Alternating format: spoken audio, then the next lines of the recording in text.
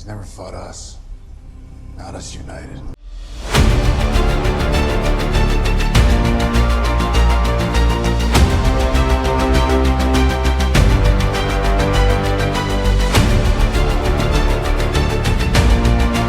Die. Oh!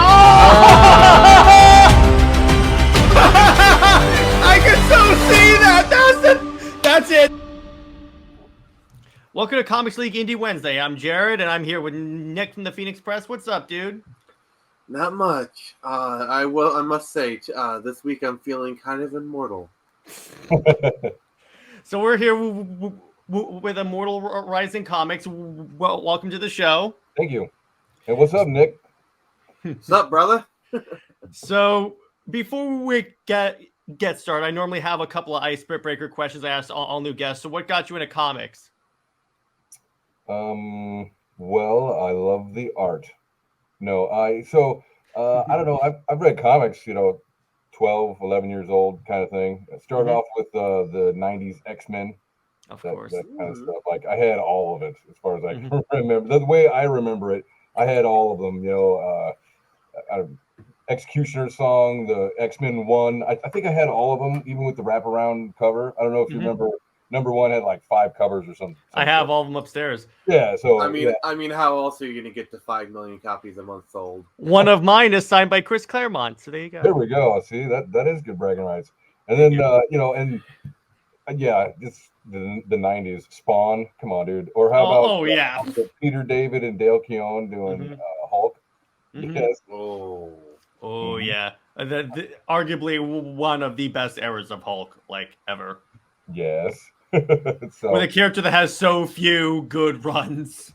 Yeah. We got one recently with Immortal Hulk. Immortal. Oh geez, yes. Is that good or no? It's really good. Oh my gosh, yes. Have to check it out. You should. And then I guess I kind of got away from comics, mainly for financial reasons, I guess, and topsy-turvy lifestyle at the time. But I did have some friends that were still collecting, so I'd still read them. And then in my 20s, my taste had matured, I suppose, and they started handing me things like Watchmen and Elektra and all the Frank Miller stuff. So he's an acquired taste, that guy. Dark Knight, all of that stuff, all the V for Vendetta, just a lot of the classic, graphic novel. So yeah, for sure. And now I basically just buy indie though. So yeah. It doesn't help that Marvel and DC have made a few decisions that make it really difficult for someone to justify the financial cost of purchasing a lot of their comics. So I mean, I don't I'll see snapshots on Twitter or something, and it'll be like, besides just the rage bait, oh my God, can you believe what they're doing right now? Besides that, I'm looking at some of the drawings themselves. It looks like it's halfway done. It's like they only went halfway with some of the art. I'm like, this isn't very, it looks okay, but it's not good. It's definitely like Mark Silvestri, get out of here. Not worth all the $4 they want for it, or whatever they are now. So yeah, exactly. But yeah, that's awesome. And yeah, I mean, I've recently gotten really into indie comics because traditionally I'm a big 2 guy. Although, to be clear, I get most of my stuff is the old back issue stuff because that's where the quality is. That's where the good stuff is. So a lot of the stories, I saw Eric Larson, arguably, great artist and all that stuff, and but he'll have a page of just rant text of his politics, basically just inserted onto a character. And I'm like, that doesn't look interesting at all. The TDS hit him pretty hard, let's just say. Is that right? My problem is when, and this is how I always define the term woke, it's when the writer takes their personal politics and forces them on a character that would not advance their politics. Make a conservative character diehard liberal and vice versa. I'm like, you can't do that. Well, and one of the major things that I noticed, even though I'm an amateur writer, I'm looking at this stuff. I'm like, why would you tell me in a rant what their ideology is? Why not show me? Give me an example of that, so then I can piece together the rest of it. and it makes the Show character. don't tell. Yeah, exactly. Then you learn it over time instead of just like smack you in the face with it. This is all I am. It's like, okay, you know, I don't know.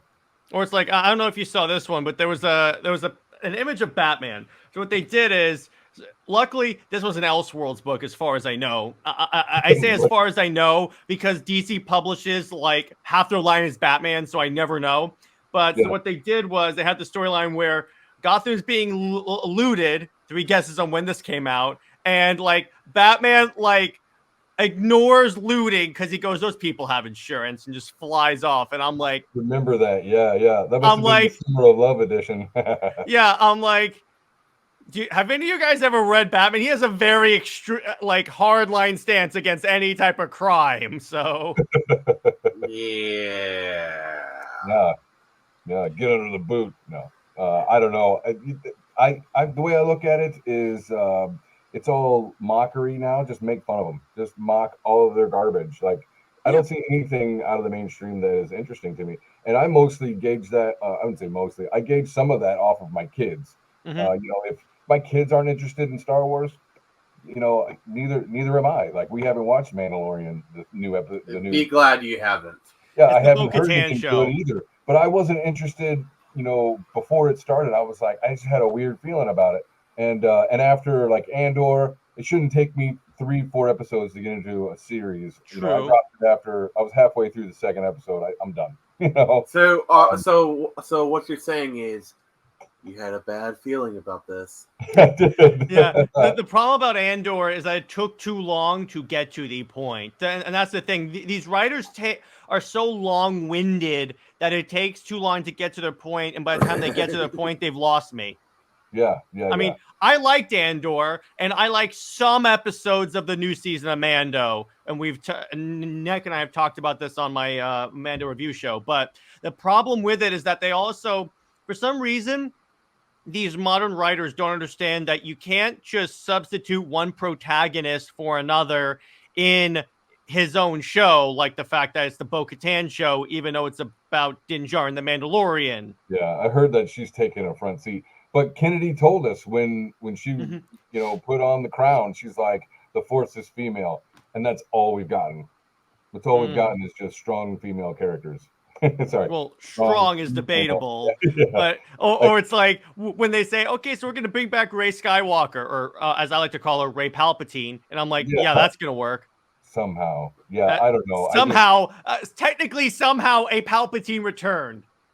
Somehow they have decided that bringing back Rey Palpatine is a good idea. Yeah, exactly. I can't wait till Rose Tico gets another movie. That'll be excellent. She'll get her own Disney Plus series, her origin story. Gosh, yeah, that'll be great. And there'll be more. Just like Bombardier, awesome. Yeah. Can someone just take a blaster to my head right now, please?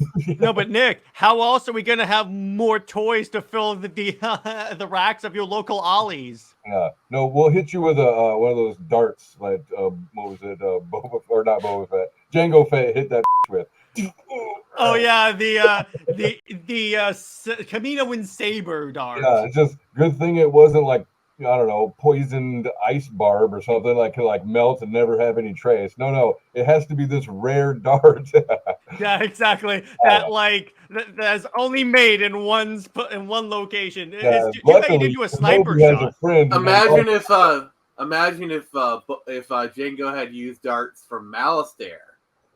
yeah.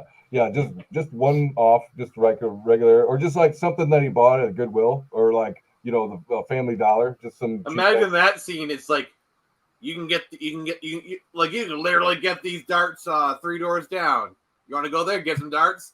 And Boba's like, Father, why are you getting cheap darts? He says, I became a bounty hunter. I became the best bounty hunter with one little piece of advice, kid. I did it on a budget. Yeah. Well, you know, what would have been real badass is if he had just disintegrated the bitch at a distance, you know. Yeah, I know, right? That would have been awesome. And you just see her, like there's no talking. No disintegration. Yeah. It would have been cool because it would have carried over, right? Yeah, exactly. And it would have been like, all the people because I saw those movies before watching the original trilogy. So all the people that watch the original trilogy would be like, "Oh, they did the thing! They did the thing!" And we've gotten nostalgia bait. Oh yeah.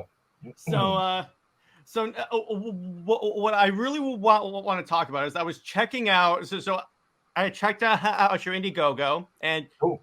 Very intriguing product because I'm a big fan of like high fantasy. In fact, I just rewatched the extended cuts of the Lord of the Rings movies. Cool. Because I'm a geek, and what's kind of funny. What's kind of funny is that I didn't know the extended cut for Return of the King is like 4.5 hours. But worth it. It's worth it. It's longer than the Snyder cut.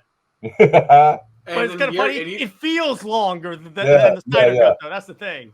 Yeah, it's a lot of slow-mo as well. And Yeah, and I remember the theatrical cut of Return of the King. I remember watching in theaters be like, when is this going to end? Because it just has like that protracted epilogue where it's just like about 20 endings. Yeah. What's kind of funny is my dad tells the story because he took my sister to see A Fellowship of the Ring in theaters.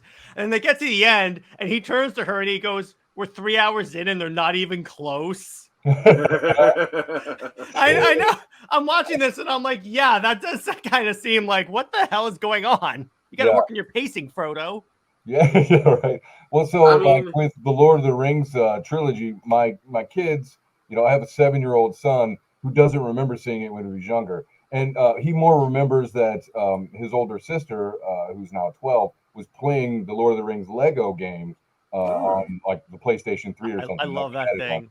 Yeah, so like, because we could play that easier than the Star Wars one because she was pretty young and she could like wander off and do other shit. Whereas like on the Star Wars Legos, you had to stick together basically, and that's hard for a younger kid.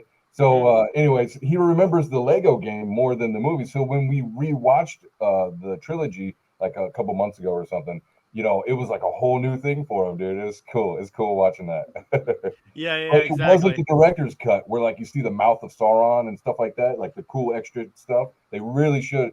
I mean, I know it would have been super long, but like that scene with the mouth of Sauron was cool. Or like what happened to Saruman, I mean, yeah, exactly. I mean, here's the thing. In the theatrical cut, they just say the trees are gonna keep him in the tower. They didn't even say he got killed. And this was my first time watching the extended cut of Return of the King. So I'm like, oh, that's what happened. He got murked. Yeah, you'll find out exactly what happened when they took the hobbits to Isengard. God. They've taken the hobbits to Isengard. Okay.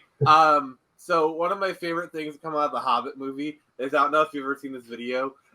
During the rap party for Orlando Bloom, they actually played that video, and then they actually had Orlando Bloom be like, "They're taking the hobbits to Isengard." It's just like the meme came full circle, and I love it. Yeah, and I watched those before the original trilogy, but the only thing I won't rewatch, I'm not rewatching Rings of Power. I'm not interested.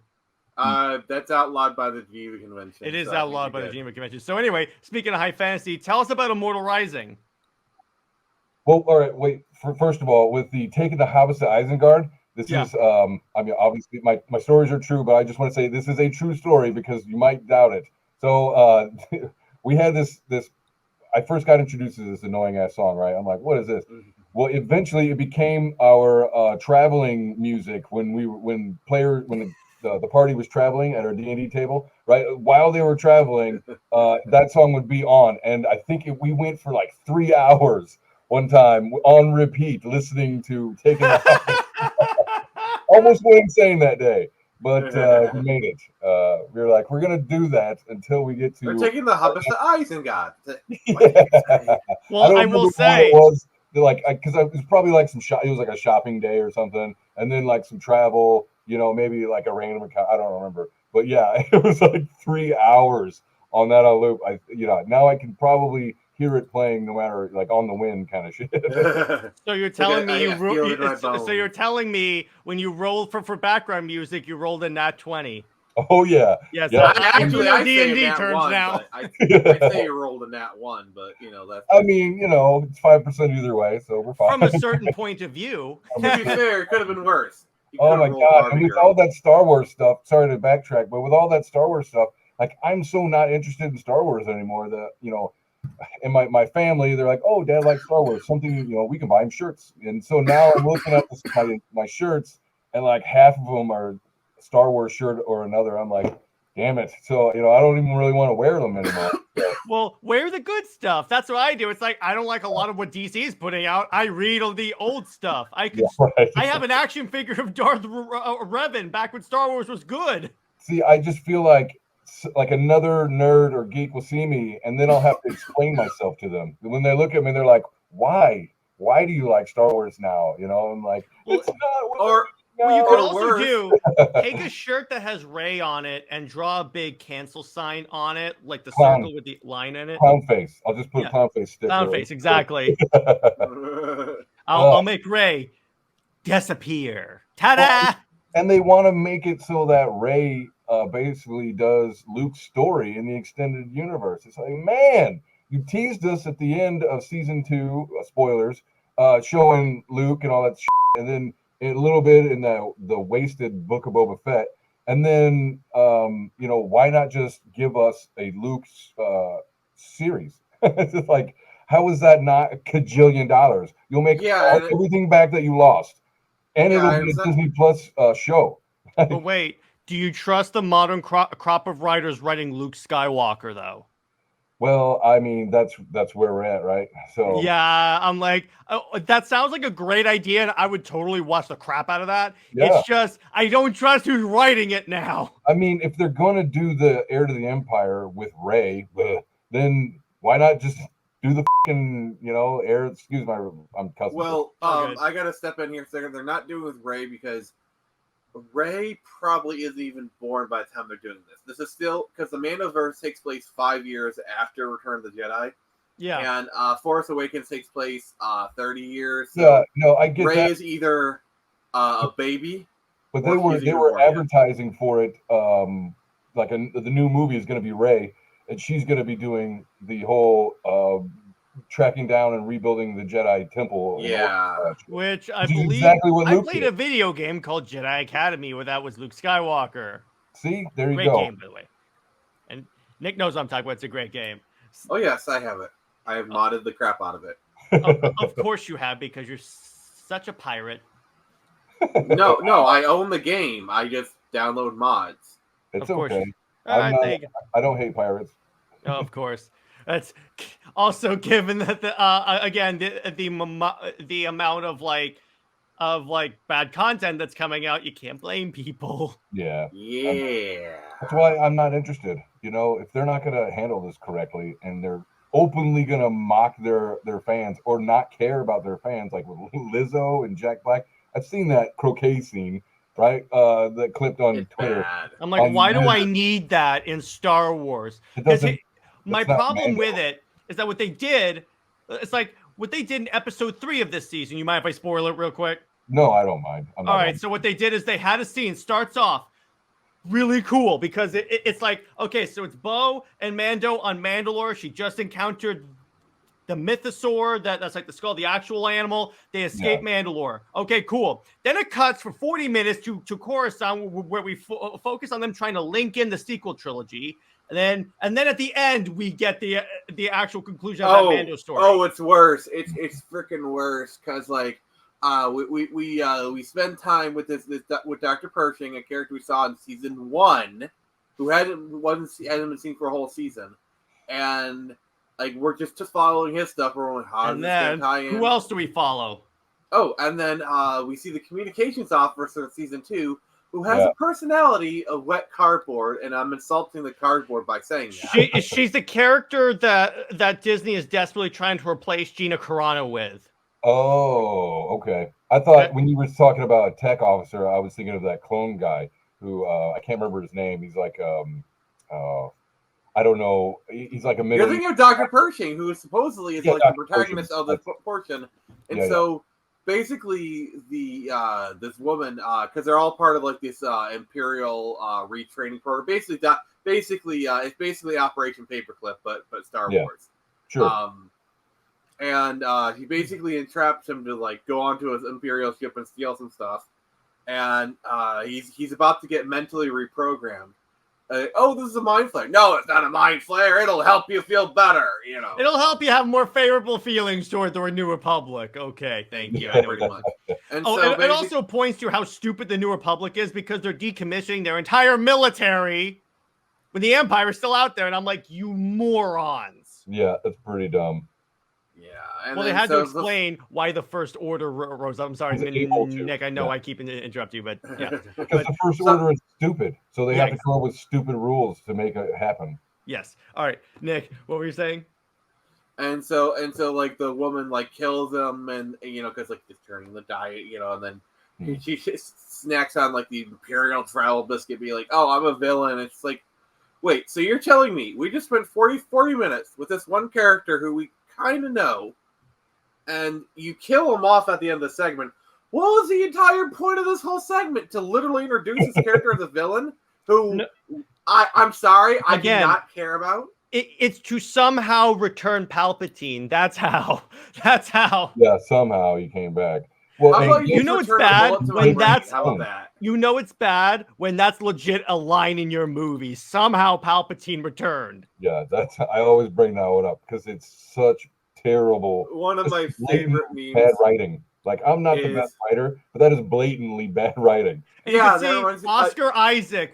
Oscar Isaac. When he was saying it, you could see the look on his face. He was like, somehow. Can't believe I have to say this. Palpatine return. But go ahead, Nick.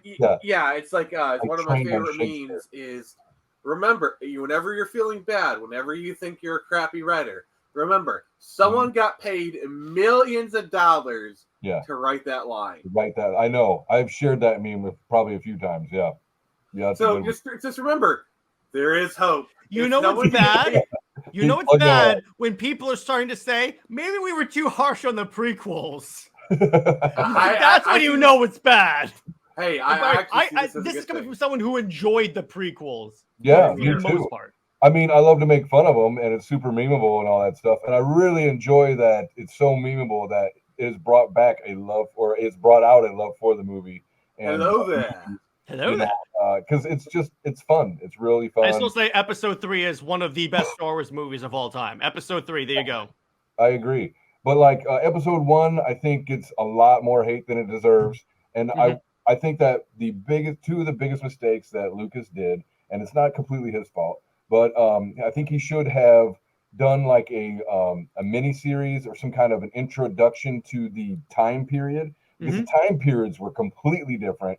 The cultures and the universe was a completely different universe, and how everybody interacted was very different. So if he had just had some kind of a teaser to introduce to, like, this is a brand new, setting and world, really, and people would have been able to take in Jar Jar Binks a little easier, or some of the terrible, I'd say terrible because I like it. Some of the bad writing, I think that that kid, I can't remember the kid that played not Jake Lloyd. Yeah, Jake Lloyd. Obviously, dude got wronged in a lot of ways. I thought he did a really good job. He did, what he had.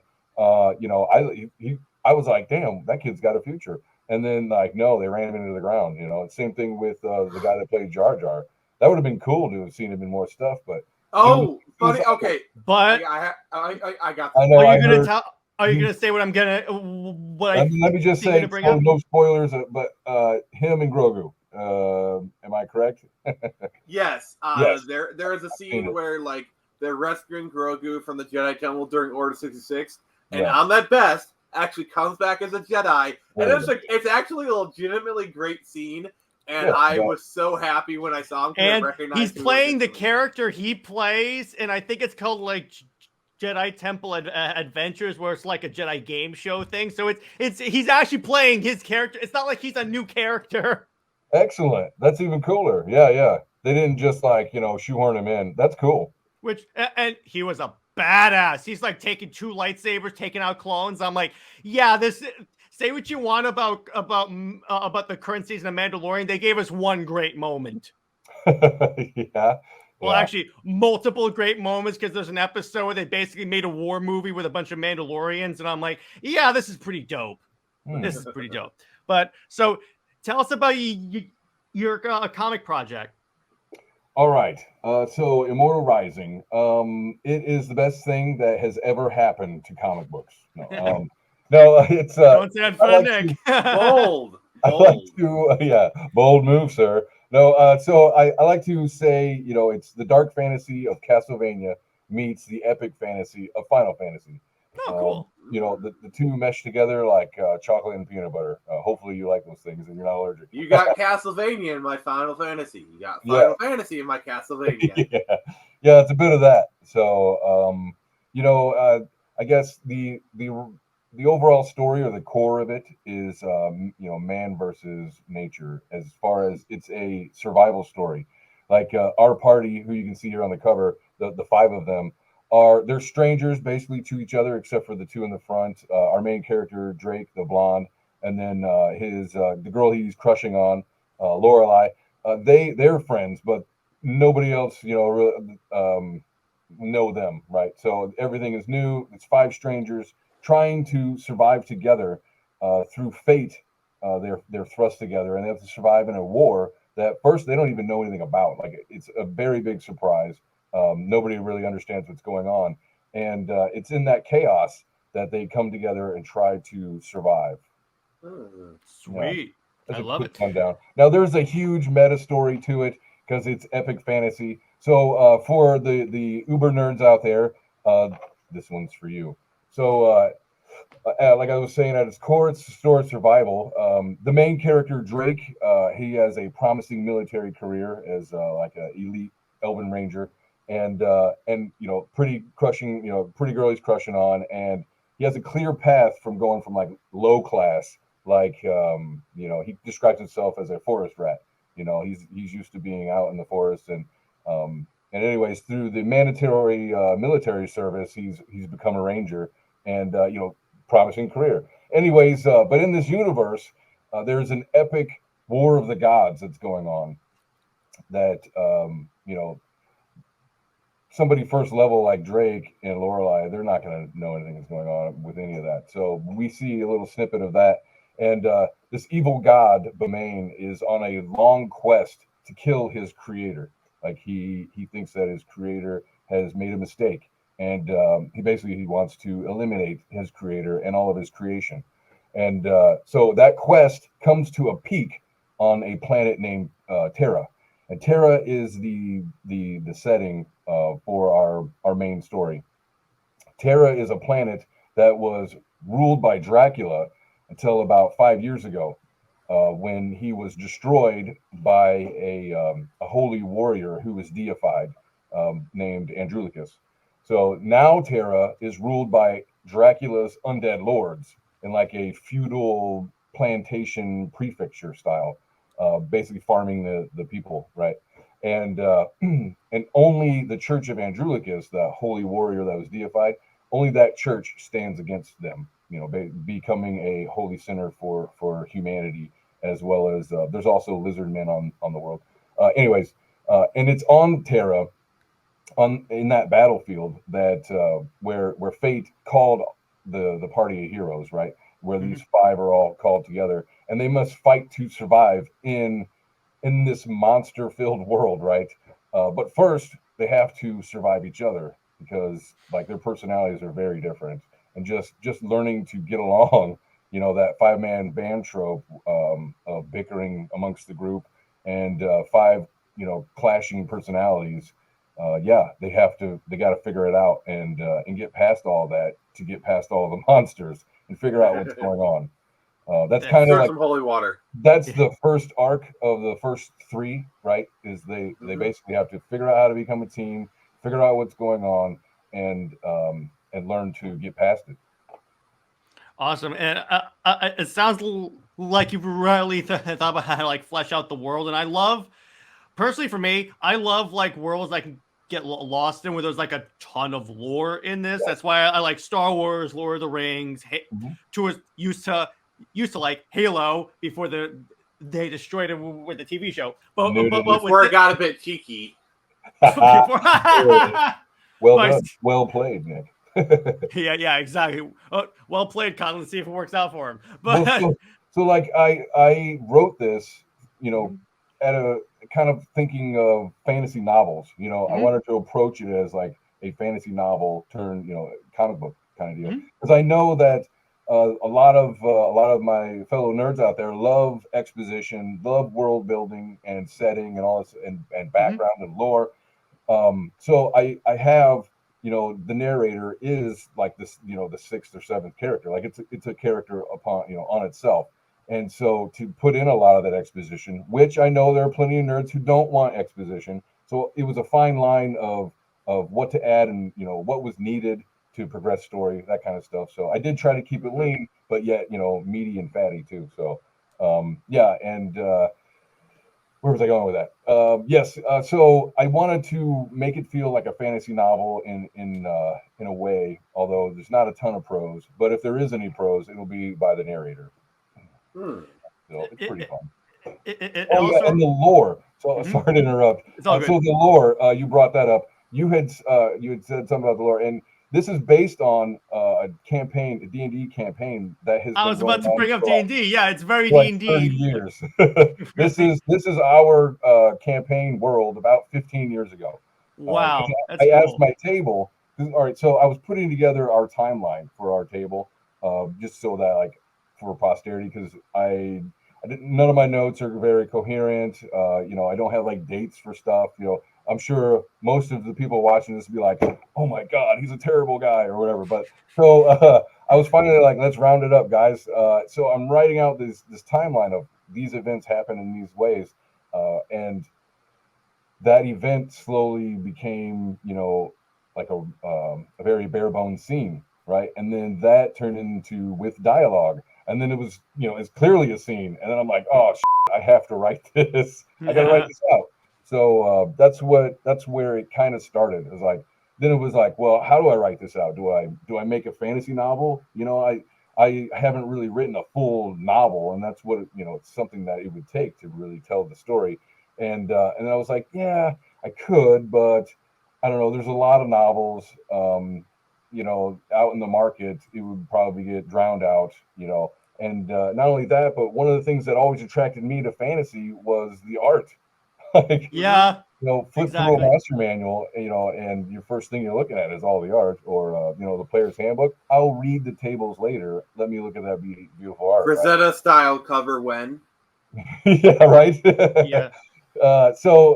Yeah, and then I was like, let me do a comic, and you know, maybe my friends will actually read it. You know, 'cause at that point it was just for the guys at the table. I was like, I could maybe come up with something, you know, real easy. You know, find an affordable artist. It doesn't matter if it's, you know, pro work or not, as long as it's a story that we recognize and would like to see. Well, as I'm getting into it, you know, I'm finding character design artists and like some of the images he's given me. I'm like, this is crazy good. And yeah, so those cards right there, if you go back up, that set of cards that with like the realistic kind of painting, that is the character design cards that I got from Steve Whitehead. So, Cool. which is my character design guy. He Nice. also did the trading cards marked comic right underneath him. He was like, he wanted to do a set that was, you know, more comic bookish looking. So yeah, those are by him, and they're gorgeous, you know. Yeah, they look great. Wow. And so, anyways, where was? Oh yeah, so as I find an initial artist from I think it was Indonesia, and named Kofarosa, and he did the whole first story, which is 34 pages. He did the story for me. I liked the art. I liked everything that he was doing overall. You know, not a lot of complaints for the time.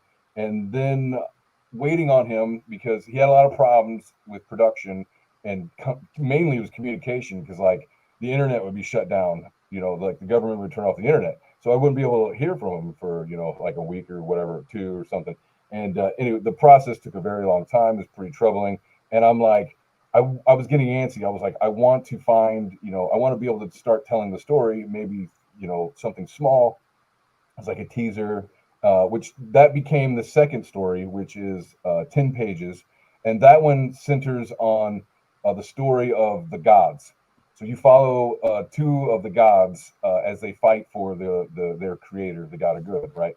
And so that I was like, I need some kind of artist for it, and I just was searching ArtStation, DeviantArt, Facebook groups, whatever, and I found Jose Garcia, and I want to say it was ArtStation maybe, but and I found Jose Garcia. He was doing commissions at the time, and I was like, let me see what he has to say, see what his rates are, and he got back with me. He was like, at the time he was in animation. I mean, he still is, but he was like, I want to get out of animation and get into comic books. I'm looking for a comic book to do. And I was like, perfect. Here's a 10-page story. Here's a comic book you can do. Yeah, here's a 10-page story, and I can't wait to see it or whatever. And then so I'd been waiting months for 34 pages, and with Jose, he got back to me complete pages, 10 pages in a week. Wow. I'm looking at this. That's a hell of a turnaround. I'm like, boink, boink, what? Like, and the art comparison was way different. And so, I don't know, long story short, I had a first version, went to sell that one.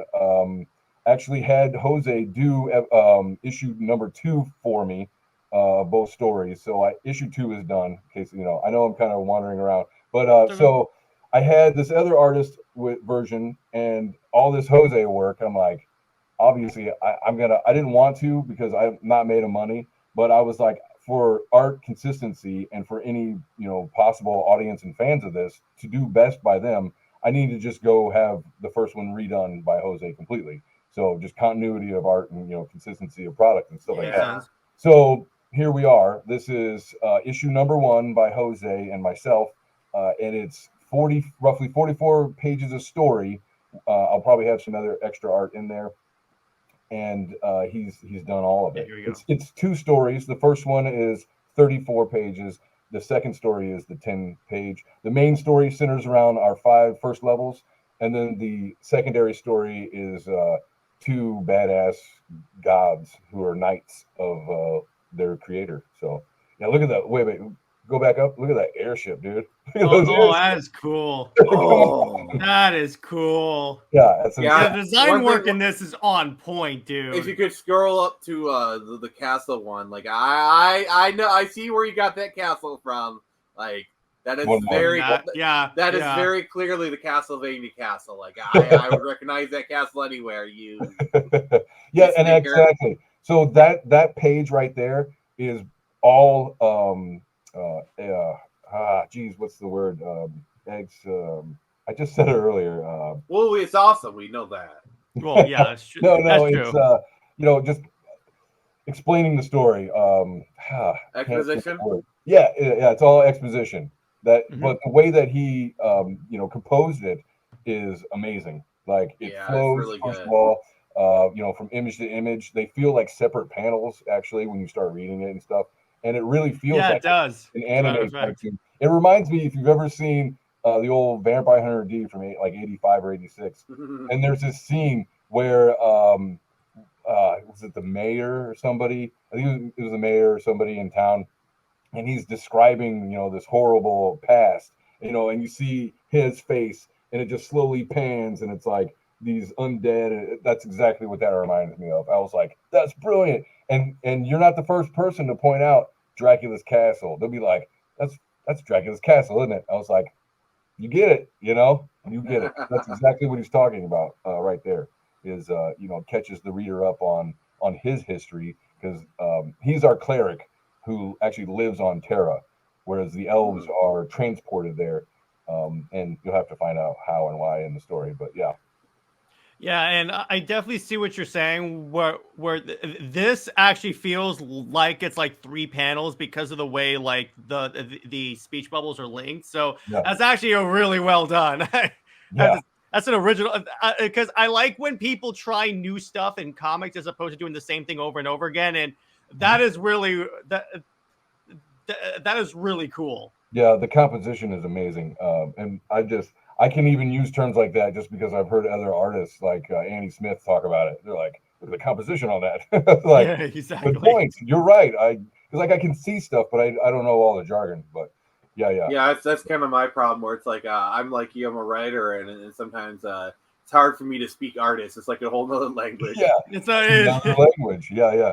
It's like same thing with this. They're like, oh, it's like the silhouette, the the lines that you're using, just all this stuff. I like the way the characters are posed. I don't know if I don't know the art speak for that. Yeah. Well, and with with Jose's just creating his whole career made his hands bleed doing animation, right? He's he's an animator through and through, and I've also heard people say more than once that it feels like you're reading a cartoon. It feels like you're reading an anime. I was about to say it looks very anime. So, and that's completely his just style. That's just what he does, Yeah. Which is fantastic because manga's really big nowadays. So if you I have know, if you have it as close to manga as possible, hey. Dude, I expect to take these to a con and walk out without them, So Yeah. Yeah, that sounds about right. Particularly with here's the thing, and I think EVS actually said this on Twitter. This is the best time to be coming up with stuff like that because as the original established brands like essentially burn up, you have stuff like this, which is like that stuff, but not like that. In other words, it's like it's what the Lord of the Rings and stuff used to be. People are going to gravitate toward that. Exactly. That's exactly what I'm doing with my stuff, and that's all I'm going to say about it. Yeah, or it's like with me. Yeah, exactly. It's like that's why it's a good thing that to be inspired by things people recognize, like the Castlevania thing. Yeah. Well, and the style of art compared to what I've seen recently in like an X-Men or something. Yeah. Or I mean, this is like light years ahead of that. Like, I mean, not to like brag because it's mine or nothing, but like just in comparison to Jose's work and say whatever they're doing with Miss Marvel or whatnot. Like, the art is way better. I can tell you this as someone that I don't read the current X-Men because I'm not. I don't know about you, but I'm not a fan of the X-Men on an orgy island. But that's all I've heard is just it's I don't know. There is literally a mutant that poops ice cream. Oh, that's great. That's I'm like, no. I'm like, you know what? I'll stay with this because at least this actually feels like comics used to be. So there you go. Yeah, for real. Yeah. And it's fun. So, and then look at that. I know. Wow. Did that panel in like X-Men right now or something? Get real. Yeah. Put that up on my wall. That is so good.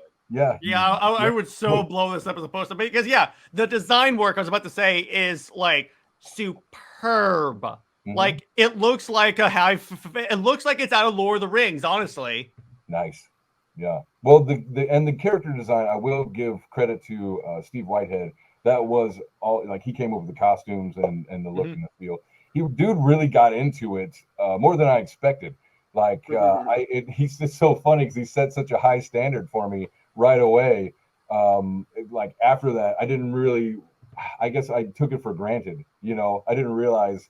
And so just dealing with him and working with him is super professional. Gave me a bunch of options, and we really hashed through it. He went up and looked up historical references, and we just I don't know. It was a really cool process, and I probably wouldn't have tried to pursue it as hard as I did if Steve kind of hadn't inspired me and got me all amped up on Mountain Dew about it. So well, again, it shows. But I love the composition of this cover. Again, everything here I'm saying looks fantastic. Yeah, that was fun. And this is Knights of Locutus. This is the story of the two gods. Okay, cool. They're they've been together since they were first level guys, right? Like I think they were cousins or something. They're basically brothers, and they considered themselves that in the story. It's like brothers in arms. One is the god of battle and the other is the god of magic. Oh, that's cool. Yeah, and they work together. In this story, this 10-page story, we actually meet them, and they are on a revenge mission to take out somebody who betrayed them in an important battle in the past. So we get to see them and intro to just their point of view on the whole situation that unfolds in the main story.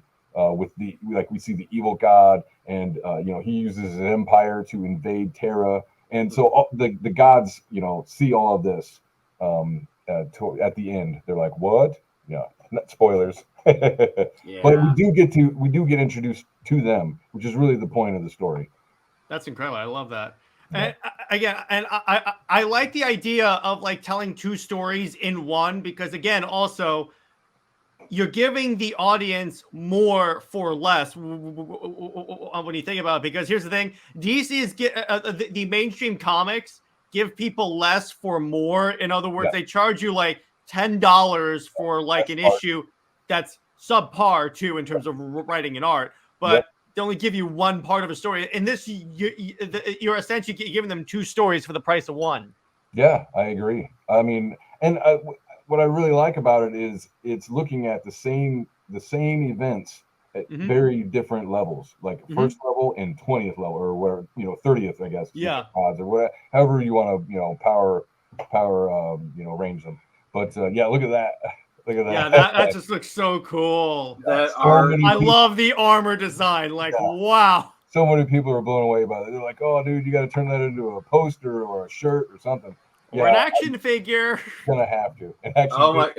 Honestly, well, the action figure. If you do, let me know, because that is going on my shelf. Deal. It also looks like it's very inspired to a certain degree by Warhammer in terms of like the bulky armor and stuff. Yep. Yeah. And actually, so working with Jose, he did come up with the design on these guys, on these two.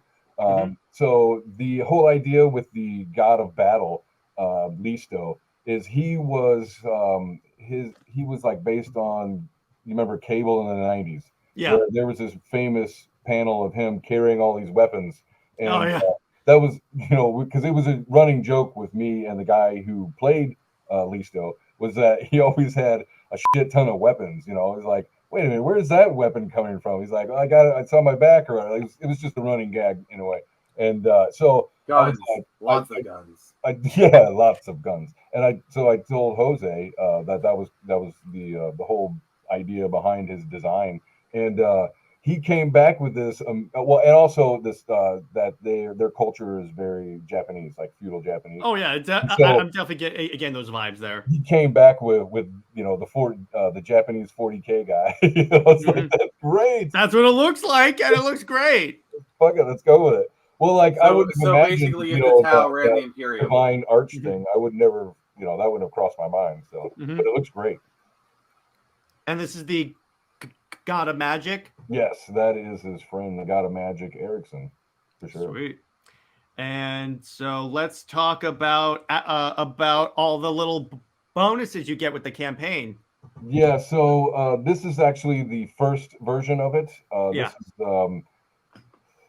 so the add-ons are all a la carte. You'd have to click on them to open them, opening up the stuff. But this one is the first version of the book that was done by Kofarosa.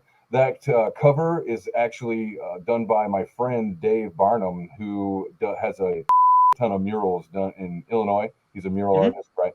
And so I lost track, of course, of Kofarosa for whatever reason, and I still needed the damn cover. So I was like, hey, would you do my cover? And he's like, oh, I'd love to. So, it's like, I've always wanted to do a comic book and all that stuff. So he did the cover for me. And so this is, if you scroll down, is the side-by-side between the old one and the new version. I see. I'm selling that one to the serious people who want to collect everything or just want to give extra to the campaign beyond just the basic stuff. So that's why I set it at $100. It will never see print again, and it has exclusive things in it that no other version will. So only for the hardest of the hardcore. Yeah, if you really mean it. It's for the completionists, and comic book fans are nothing if not completionists. Well, if you want to give me lots of money for this, I guess I can give it to you. So, all right, I just want to call something out on my own stuff. So, you see that last one, that little copy right there at the bottom? This? Yeah, so that's in there twice, and I thought I deleted it. It's above that, and I wanted it as my footer, and it looks like it's still back to where it was. That's aggravating. I deleted, saved it twice, and it still is showing up. So I Oh, don't that's know what Indiegogo that's for you. about. Yeah, yeah. What are you gonna do? But yeah, all of the things are all the individual things are all a la carte. So if you would maybe go over to the perks. Yeah. All right, so let's go with digital is just a digital edition of the book. Yep, and then no, I don't think there's a lot of add-ons with that one. I don't know, just because that's mainly for the digital people. But I can't remember how I Mm-hmm. touched it. But here you've got this is the basic one. You get a physical book, you get the PDF, and the early bird trading card, which is I'm only giving the early bird away until tomorrow. That's it. Mhm. It's been up for 2 weeks, so if you want it, and the whole one of the main points of getting the early bird, other than just to some incentive, a part of that incentive is that with that, and if you get everything and that's 9 cards, so you'll fill out one trading card sheet. So Wow. you'll have the 2 sets of 4 cards by Steve Whitehead, and that one. It would be 9. Completionists out there, is for you. There you go. There you go. Yeah, and then the bundle, that's just 2 physical copies, really, with the PDF and the extra card. And the bundle is actually comes at $5 cheaper than if you were to buy 2 of the physical basic tiers. So Mhm. it was just a $5 off, for $2. If you want one to read and dog ear and one to set away, set aside. And then the everything, that's all the goods. That's the 2 physical books, the sketch. So I guess I haven't talked about that one. There is a sketch PDF version of the main story. It's 34 pages of the sketch storyboard. So if you want to, as an artist, because long story short is I was like, we have all this stuff. I want to add more value. What else can I add? And asked Jose, if he had any ideas. And he was like, I've had artists come up to me and ask me for sketch versions of things. And so I was like, great, let's take the sketch storyboard and, sell it for $5. So that's available PDF if you want to, print them out and paint them, or, however artists work today, I guess on the computer, right? So if you want to use those and paint them or finish the lines or add shade or whatever it is that you guys do, it's there, $5. So That's actually really cool. also on top of that is the completed book as a digital PDF or as a PDF, whatever. There's 2 posters. There's the cover poster by Jose, and the poster by Steve Whitehead, which is the early bird card only in poster form, and then the 2 sets of 4 cards. So which Mhm. is the main characters in card form. So yeah, that's the big ones, Sweet. and all that's $100. So nice round number, which Yeah.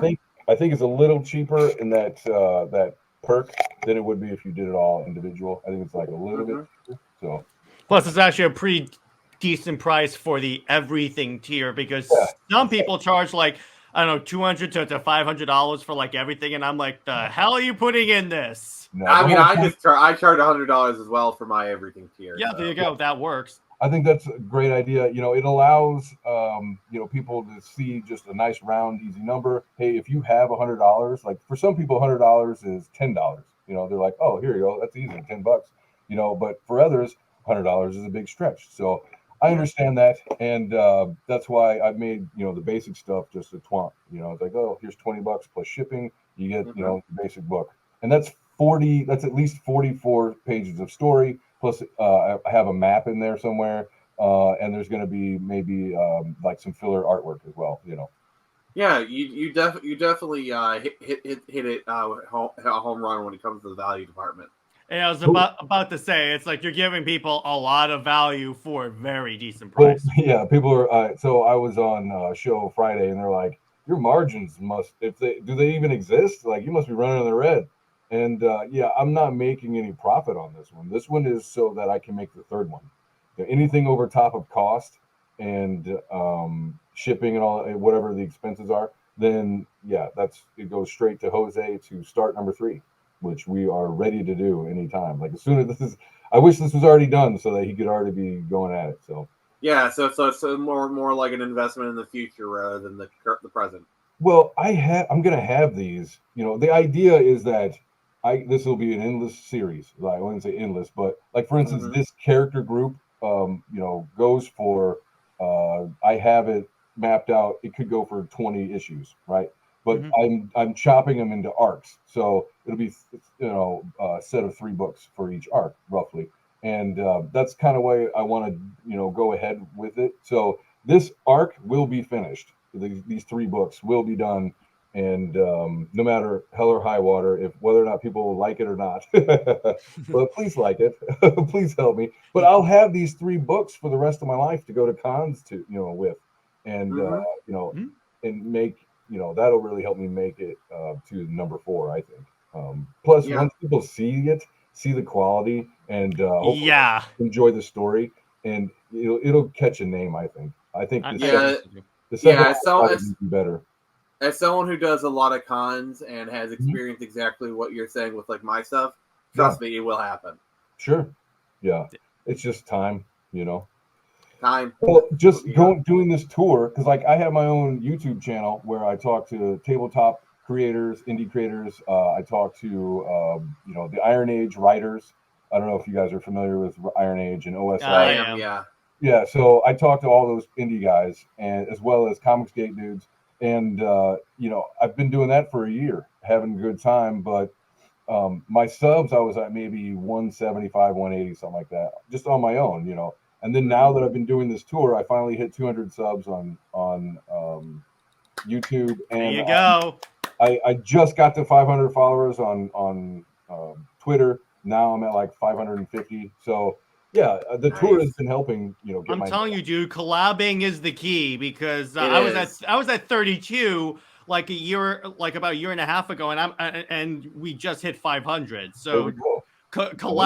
this is the one piece of advice I always give people I want to grow a YouTube channel. Collab with people that will help. Yeah. Yeah, like my YouTube channel was just stuck at like virtually nobody, and then I started kind of collab with this guy on the regular and just kind of bringing other people in. Now I'm at like 260 on my YouTube. Mhm. Yeah, Yeah. and like I always tell people also, even if you're just writing a product, develop your YouTube channel because that is a huge amount of marketing for your product. Well, I mean, I guess the way I look at it is, then people can see who I am. Yeah, Like, and that Mhm. too, you gain an attachment to the creative team. because it's like they're not they don't know what Immortal Rising story really is yet, right? They haven't read it, Mhm. Hmm. so they're looking at me and they're judging whether or not I'm worth the investment. So Hmm. yes, in my daytime, I am a professional, and I will make sure that all this will come to fruition. The book is done. It's all everything is finished. All we got to do is like the layout and get it to the printer. Like that's all that's got to be done. And for fulfillment, I'm using Critical Blast, so it won't have like chicken stain, grease stains on it from me or my kids, and it'll be handled by a professional who, RJ knows what he's doing. yeah, RJ is a highly intelligent and wise man. So yeah, Yes, everything will be fine. I used him for my last campaign, and he was a consummate professional. Yeah, yeah, it's completely painless. It feels painless, and I haven't even sent him anything, So he just was real reassuring, and in fact, that's how I'm able to have deals on my shipping costs as well. So I have $10 worldwide shipping as well because he bundles it with other people and has like Hmm. gets business deals. I assume, I don't know, but yeah. Whereas other indie creators are like, how am I going to ship to Canada when it's $25 just for shipping, or Australia or whatever it is, or Europe? Well, it's not going to. It may take a little bit longer to get there than the American ones, but it'll get there at a cheaper cost. Yeah, like I had one international order on one of my books, and it cost me like almost $30 to ship it Yep. to the Netherlands. Yes. I got it to him because he ordered it. Yeah. Like I ended up losing money on that sale, but like he ordered it, so and this guy has been a great supporter of me, so it's like but, Yeah. no. Well, not only that, but he was like, he was like, listen, you're going to get more people buying in America than you will international. So the chances are, whatever excess you have in shipping through the American will spread out to the international. So no matter what, we should be okay. I don't expect to eat my shoe on it. So I don't know. I'm confident. I listen to him. Yeah, There you go. I need to hit him up and ask about international shipping because like my current campaign I just did domestic, but if he has a cheap option for international, I might go for that. I would talk to him, yes, because like I said, I'm pretty sure it's the bundle idea. He bundles it and then has people in other countries, to run it around for him. So Awesome. So, So yeah. on that note, I think it's a good place to lay it off. Aaron, it was a pleasure having you on the show. Yeah, Where nice can meeting everyone find you? you can find me YouTube. Got to type in Immortal Rising Comic Book. And that's the best way to find me on YouTube. Otherwise, like it'll get confused with other Immortal Rising. Like was it Immortal Phoenix Rising or something like that? I keep getting conflated with. Yeah, that's a video game. Yeah. Yeah. So Immortal Rising Comic Book, as well as on Twitter at where is it? Immortal Rising 1. There you Me. go. So yeah, you'll see my logo, and I basically just talk about fantasy stuff. Make jokes about tabletop games and comic books and things, every now and again stuff about my life, and yeah, it's fun. It's a good time. All right, and obviously everyone go support. I will have all the links in the description below. Stay heroic, everyone, and we will see you in the next one. Bye bye. Thanks, nerds.